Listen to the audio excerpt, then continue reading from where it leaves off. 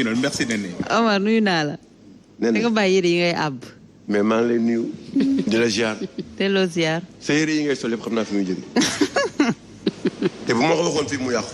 ak sa poudre bi ngay utiliser. parce que ñi ñu poudre ma sax. non il faut ma wax nit ñi parce que dañ lay gis du ñu xam si petit écran bi mais bu ñu xamoon. il faut ma def sa portée wane sa affaire dëgg-dëgg pour ñu xam quoi. jot na à ce que ma wax. munoo maa yàq. waaw en tout cas daal maa ngi lay nuyu. di nuyu sénégalais yi. ñi nekk fii ak ñi nekk extérieur. di nuyu suñu invités yi. di nuyu traditionnellement bien sûr tous les chroniqueurs. macha allah. fu mu nekk nii nag feebaru bees la man laa am man. c'est quoi. feebaru bees. bu bees. mooy xol bu tàng. xol bu tàng feebar boobu moo dal Sénégal. merci. waay. dafa c'est-à-dire da ngay dem ba sa xol tàng. te vice versa c'est les hommes politiques ñoo ñu koy teg. c'est vrai. ñoo ñu koy teg c'est les hommes politiques ñoo ñu koy teg à tous les niveaux nag que ça soit du côté du pouvoir comme du côté de l'opposition et puis il faut que nit ñi réfléchir il nous faut 5 ans de transition pour mettre quelqu'un boo xamante ni ou c'est pas un homme politique qui n'est pas issu des formations politiques mu gérer suñu réew ñu xool bopp xaw ma nag fu ñu jëm ñun ko xamante ni ne yoonam ñëw ci politique newul fenn amul kenn ku muy considérer xool kenn ñu jël ko jox ko mu wax ñu développement tous les jours ñu waxtaan ci agriculture bi waxtaan ci culte ci je sais pas ci élevage ci économie ci pêche ci yëpp ba mu jeex pendant juróomi at ñu remettre les choses au moins jéem a xool leneen parce que sonn nañu te ñi ñu gën a sonal nag waa domaine la waa ñan. mais domaine est-ce que xam nga ne le jeu politique ñëpp ni ko animé yëpp domaine lañ ne wala domaine lañ nekkoon Sonko fu mu ne woon yaa ngi tooñ de. Mame Mbaye Diaw fu mu ne Amadou Ba mais loolu du film. mais Amadou Ba aussi. waa damay wax Amadou Ba fu mu ne Abdoulaye Daouda Diallo et c'est pas interdit tout ce qui n'est pas interdit c'est permis. non mais dama ne au moins non c'est-à-dire que constat la c'est un constat qui est là. est-ce que dafa yàq seen liggéey c'est la problème. non mais xoolal fu mu nekk ni jeu bi. regarde le jeu politique non damay kii rek dama ne ku nekk am nga foo nekk. waaw d'accord mais man en grande partie ce qui anime aujourd'hui ce qui anime aujourd'hui le jeu politique dans sa globalité. par exemple il faut ñu remettre les choses il faut qu'on laisse une part au peuple sénégalais jot na à ce que ñu egg à ce niveau te bu ñu demee ba ci biir dinañ ci wax nen ne waaw parce que jot na nag tey nag réew mi ñuy waxtaan développement il est temps qu'on parle de développement. mooy. waaw non on parle chaque jour de développement toi tu le sais yow koy yaa fi nekk di wax article tel ak article yi. c'est la République ak politique bële ak mosam yow yaa ko fi wax yéen. waaw non yow yaa ko fi wax. mais quand à maintenant animer un débat où on parle là uniquement de développement on en a besoin dans ce pays actuellement. D'accord, on va vers ça. On n'a pas besoin chaque fois di xuloo di xeex wala def ay masama ma dem loolu dañ ci sonn loolu léegi c'est dépassé franchement. très bien merci. ñu ngi lay jaajëfal yow tamit débat yi ngay wax ni daañ ko am incha allah parce que je pense que.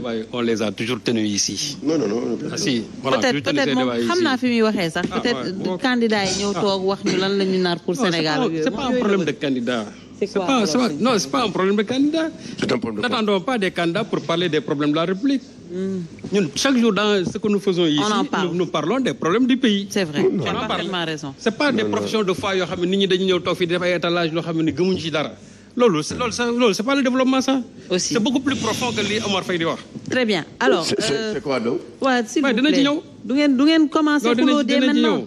Attendons ba pare ñu dugg ci débat bi on y va l'actualité on va en parler comme tous les vendredis li ñu fiy toogee waxtaanee actualité li ko gën a marqué peut-être mu nekkoon peut-être vendredi dernier on en a parlé cette arrestation de Ousmane Sonko bi ñu jël yóbbu ko prison ci biir semaine bi également ñu gis ne que dañoo dissoudre lii di son parti PASTEF les Patriotes peut-être jàngat bu ñuy am ci arrestation Ousmane Sonko parce que maintenant ñu ngi laajte ban avenir le PASTEF wala ñi nekkoon ci biir PASTEF nar a am actuellement qu'est-ce qu'on peut retenir déjà de tout ce qui s'est passé cette semaine l'arrestation la dissolution ak peut-être fu ñu jëm après. Merci beaucoup soxna Néné démb maa ngi koy wax émission soxna Fatou Abdou ma ne ko à 6 mois des élections on ne devrait pas être là di laam-laamee wala di xel ñaar kan mooy bokk ak kan moo dul bokk.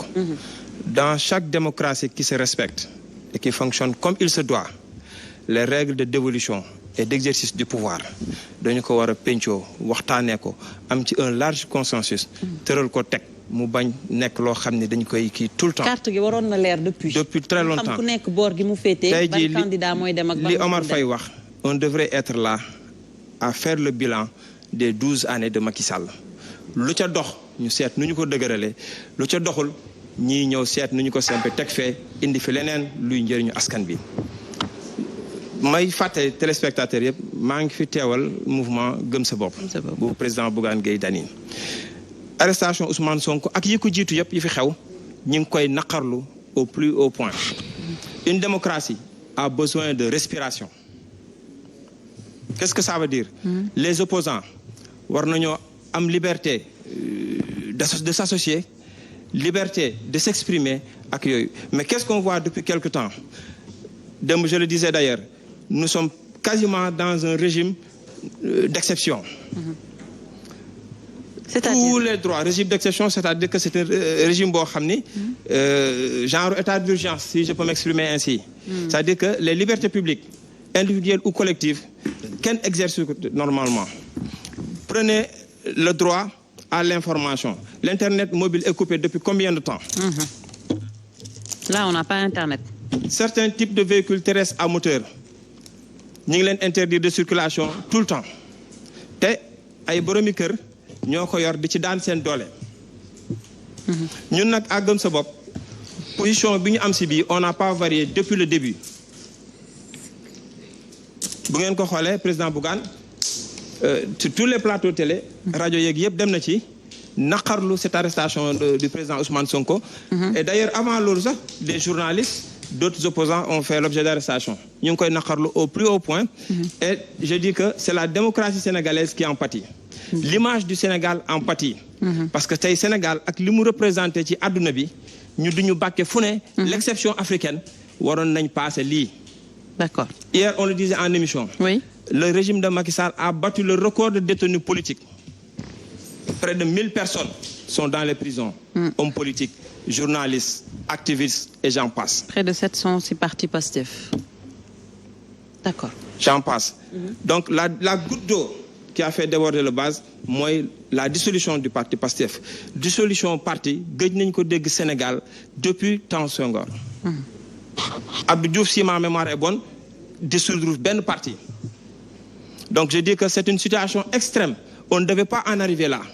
Ak lu mën a xew war nañoo mën a toog autour d'une table discuter des questions parce que nag Sénégal fi mu ne nii des questions de politique dañ ko war a passer gëlbatiku ci problème askan bi. Sénégalais yi sonn nañ xiif nañu mar nañu problème faju tout ça. ci yooyu la ñu waroon a jublu poser ci débat bi que des trucs de d'évolution et d'exercice du pouvoir. Donc, alors aujourd'hui honorable député c'est cette chose justement lu ñu bëri comprendre naam peut-être c'est ay prérogatives ou état la bokk mais dissoudre un parti tel que le PASTEF comment le comprendre tey jii soo déggee sax ñuy wax recul démocratique de plus de 60 ans lañ koy wax. Merci beaucoup Néné Aïcha nga may ma rek ma am tuuti lu ma leeral parce que dama dégg sama frère bi bu gëm sa bopp. Et il est courageux. Moi, je me dis que ni quelqu'un qui s'engage en politique sans que nga jël kagul nga nëbb sa kanam di féete fenn ba pare bañ ko fisal man kooku jàppee ma ko nit ku courageux. Lui au moins il est courageux parce qu'il est politique et il appartient à un mouvement ou à un parti. Mais jusque ma wax ko rek ni ko je pense que bu dee waxtaan rek waxtaan bu gën a yaatu dialogue national mënul am ci mim réew. Dialogue national où il y a le dialogue politique.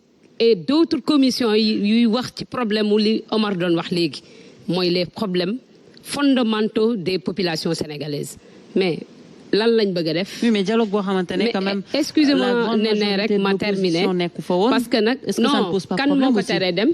tous les partis politiques ont été invités à ce dialogue-là maintenant ki bëgg a dem magum jëmm su bëggulee dem doo ko forcer pour mu dem ñi bëggoon dem ñëw nañ et que question le président de la République lui-même il a dit même sama question au 3e mandat nañ ko teg ci table ji boo leen ñu waxtaanee ko et que ñoom Khalifa Sall ñoom ñi nga xam ne bëggoon nañ dem waa PDS ak ñeneen ak ñeneen mais dem nañ question yi leen intéressé ñoom ñu teg ko ci sur la table et il y a eu des consensus ou bien un consensus fort des conclusions qui ont été déposées sur la table du président de la République le 24 juin passé donc c'est ce qui fait même que ñun ñu convoqué waat wala le président de la République convoqué waat session extraordinaire au niveau de l'Assemblée nationale pour que ñu mën a xoolaat constitution bi mais aussi ñu mën a xoolaat li nga xam ne mooy code électoral bi loolu bu waxtaan amul woon du am wala su nekkee day am tamit peut-être du amagum léegi nii kon je pense que bu dee waxtaan rek le président de la République woote na dialogue woo na Sénégalais yëpp pour ñu ñëw kon encore une fois foofu moom mais est-ce que ça ne donne pas raison à ñi yàgg jàpp ne que peut-être dialogue boobu c'est un deal aujourd'hui pour que ñenn mën a bokk et que ñu mën a écarter ñeneen xam nga Sénégal lañ nekk ku nekk da ngay joxe sa xalaat Sénégal moom mooy dëkk bi nga xam ne moo gën a am liberté ci nit joxe xalaatam Sénégal da ngay toog ci plateau ne wax li la saf nga dem ci sa internet wax la saf nekk sa biir nekk jël sa téléphone sax filmer sa bopp wax li la saf Sénégal la fii mais la réalité mooy ña fa demoon nekk ay kilifa yàgg dialogué le président Abdoulaye Wade si je prends son exemple président Abdoulaye Wade ñaata yoon la dialogué ak Abdou Diouf ñaata yoon lañ ko tëj prison bu jénnee mu dialogué ñu dugalaat ko ci gouvernement bu élection jotee mu jénn dem élection kon waxtaan ci mim réew que nekk sur le plan religieux sur le plan coutumier sur le plan politique mënut a dañ Sénégal parce que loolu mooy suñu culture loolu lañ xam maintenant nag ku jàpp ni yow mat nga sëkk am nga lépp mën nga lépp ba doo dem fekk ñay dialogué yaa leen ëpp xam-xam mais attends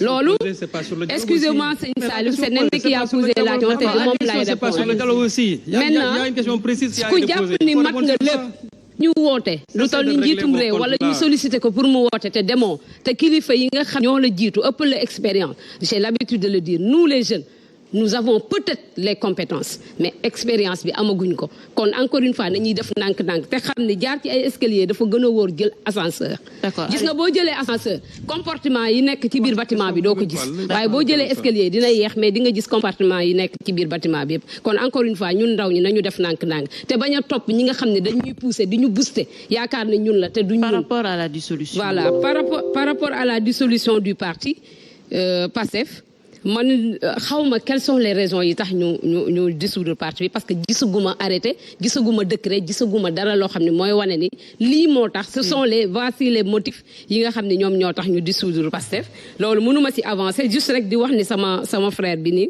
nee na nguuru Macky Sall mooy champion ci tëj ay homme politique yaa ngi nii toog homme politique nga te kenn tëju la sa leader homme politique la te kenn tëju ko ñi ñu tëj dafa am lu ñu def wala lu ñu yaakaar ne dañ ko def moo tax ñu tëye leen bis bu seeni mbir leeree ñu jénnaat ci biti. Alors, merci beaucoup. Serigne Saliou, comment comprendre justement cette dissolution peut-être maa ngi ko koy wax tout à l'heure ñu ngi wax ne que c'est un recul démocratique qu'on n'arrive pas à comprendre. Oh, je crois que ñi wax ne c'est un recul séisme politique.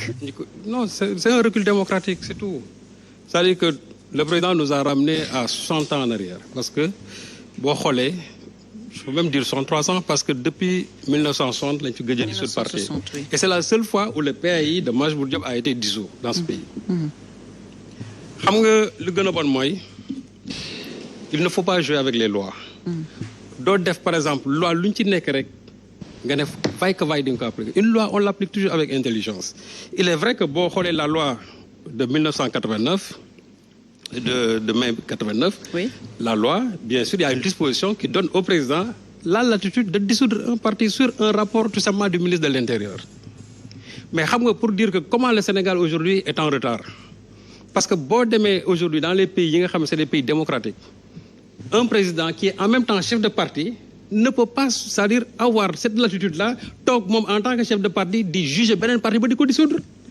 Léegi il faut nécessairement qu'il y ait une décision de justice boo xamante ne nii moo koy génne pour dire que effectivement tel parti war nañu ko mën a dissoudre ñu dissoudre ko mais le président qui est en même temps partisan parce que moom dafa yor parti am te à la kuliyal le président il ne va jamais dissoudre son parti ki nga xamante mooy dogal loolu parti du ko mës a dissoudre alors que dans son parti il y a multiples problèmes dans son parti xam nga heureusement que honorable wax na léegi nee na xamul lan moo tax parce que loolu aussi dès le départ on nous a servi je crois le 31 juillet on nous a servi un communiqué en disant que c'est sur un décret mais xam nga loolu dès le départ sax c'était un problème parce que il fallait normalement génne décret bi ak communiqué bi pour que nit ñi mën xam parce que le décret doit être est attaquable au niveau de la chambre administrative de la Cour suprême mais ils l'ont sorti hier la notification génne nañ ko démb c'est-à-dire que ils ont mis la charrue avant les bœufs et li ci grave mooy daf ci am ay dispositions yoo xam ne on ne les respecte pas du tout. Quelle disposition? mooy le fait de vouloir dès à présent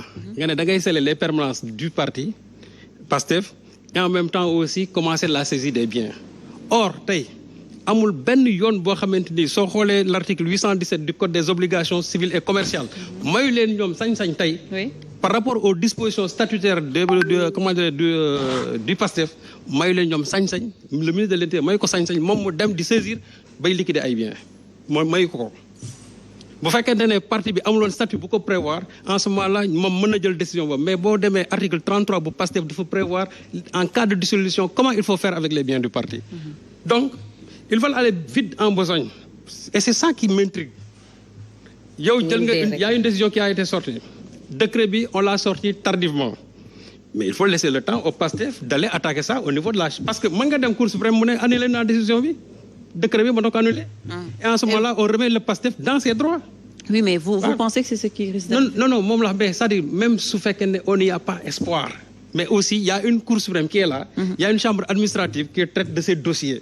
D'accord. C'est-à-dire bu fekkee dafa am excès de pouvoir dañ ko yóbbu au niveau de la chambre administrative ñoom su boobaa ñu saytu ko lu ci nekk ñu mën ko wax mais au moins il faut leur laisser ça parce que yoon moo leen ko may xam nga même communiqué bi kii comment dirais-je notification bi ministre de l'Intérieur génne dane le PASTEF a simplement méconnu ses droits les droits à ses obligations c'est la raison pour laquelle moo tax ñu dissoudre. Oui. mais xam nga loolu boo ne il a méconnu tout simplement ses obligations mais da ngay obligation yan la parce que loolu aussi il faut nga dellu sur la loi de 81 modifiée par la loi de 89 pour nga mën ko xam. Ça veut dire quoi que c'est léger. non c'est-à-dire moom laa la wax c'est-à-dire motif non ni nga ko motiver dafa léger parce que il faut nga wax réellement ne libre déjà honorable mi ngi nii nee na xamu ko. Non. Non. Compte tenu décret bi laa la wax même si le décret est sorti. Non bul ma waxal lu ma waxul. attends pour ton information personnelle même tey ñu boo ko liree. ok yow dañu la rek le PASTEF a méconnu ses obligations. loolu yéen ñii fii kenn mënu ko fi wax tant que jëloo loi bi nga xool lan la ci loi bi wax. or loi bi li mu wax pour les cas de dissolution soo jëlee article 4 bi li mu wax c'est-à-dire c'est en 4 points le caractère républicain de l'État boo ko respecté wul. soo respecté wul c'est-à-dire si tu identifies le parti à une langue à une religion bien à un territoire su fekkee ne aussi le respect maintenant de l'ordre public et des libertés publiques et en plus de ça te man jàpp naa ne tey bu ñu doon dem bay wax dañ naan PASTEF n'a pas respecté l'ordre public et les libertés publiques parce que le caractère républicain et laïque de l'État démocratique aussi je crois que ça le PASTEF respecte ça mais xam nga ñoom ci loolu lañu sukkandiku. Oui. ne dañuy dissoudre PASTEF.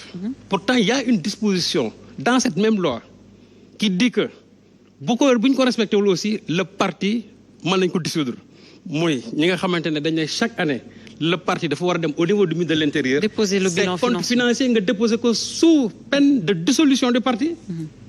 Je lance un défi fii. loolu rek doon na tax. quel est le seul parti à part le PASTEF. Le PASTEF a toujours respecté ça.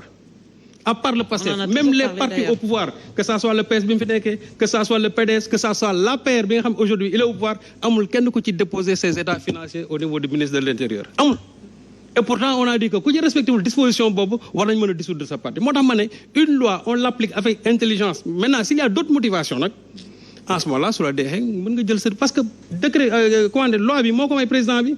Mais là où je dis que cette loi-là, c'est une loi non seulement obsolète, mais c'est une loi dangereuse pour la démocratie. D'accord. Parce que tey ñun suñu niveau de démocratie fi mu toll. su fekkente ne président mooy toog sur rapport du ministre de l'Intérieur rek nga xamante ne amul sax contestation man j'aurais préféré ñu ne justice décision de justice moo daan Ousmane Sonko moo daan waa Pastef ñoo def nangam ak nangam sur la base de ça ñu mën ko motiver ne comme que ñoom dañ leen a tuumaal ne ñoo def lii ak lii ak lii ak lii tey parti bi war nañ ko mën a dissoudre mais oui. on a dissous le parti sans pour autant que aujourd'hui li nga tuuma yi ñu teg ci kaw Sonko yëpp amul lenn loo xamante ne ni justice dëggal da ko moo tax ma ne même ñun suñu homme politique yi dañu xaw a am c'est-à-dire dañu xaw a tardé tuuti parce que xamul tax Oui. chaque fois que les gens parlent de réforme c'est-à-dire que réforme yii mi ngi nii yooyu la ñu war a réformer tey il ne doit plus appartenir au président c'est-à-dire cette liberté de vie et de mort sur les partis parce que xamul tax Oui. le président est partisan il est chef de parti ki nga xam ne chef de parti la su ko neexee mu rey beneen parti mais moom parti am du ko rey jamais alors que pourtant ce qu'on reproche aujourd'hui à tel parti on peut bel et bien le reprocher au parti au pouvoir. et à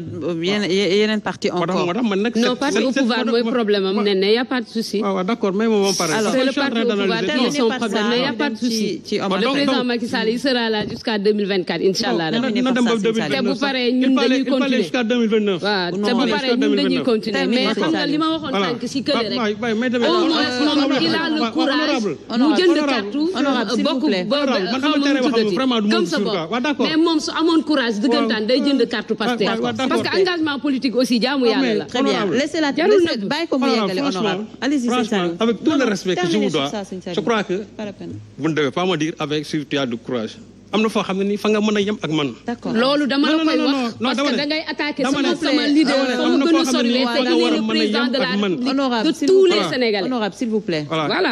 Voilà les problèmes de l'Assemblée nationale. amul benn problème. L'Assemblée nationale c'est ça. Ça se reflète yow à da nga travers bëri votre xam-xam xam nga comportement. yow da nga bëri xam-xam. Sëñ Saliou. Problème yow Assemblée nationale ñëpp ay ignorant lañ sa kanam. Voilà non c'est vrai. waxoon nga ma ko fii dama la koy rappelé waat mais yow sa xam-xam c'est pas ça se reflète consommable. à travers votre sa comportement xam-xam c'est pas Voilà, consommable très bien. malheureusement. Alors, xam-xam bi ngay joxe c'est pas moom laa la wax. kenn mënu ko Mais digérer. Honorable, s'il vous plaît. c'est dommage. Honorable s'il vous plaît Voilà, laissez le député yi la ñu am Excusez-moi. malheureusement. Amul Voilà benn les députés problème, que nous yii avons. la. Et c'est à l'image de l'Assemblée. Assemblée problème bu mu am Sëñ Saliou. ne genre député yi ñoo D'accord tax. sëñ Saliou terminez Voilà. s'il vous plaît. Donc man lu ma bëggoon wax moo di nga daanelee foofu.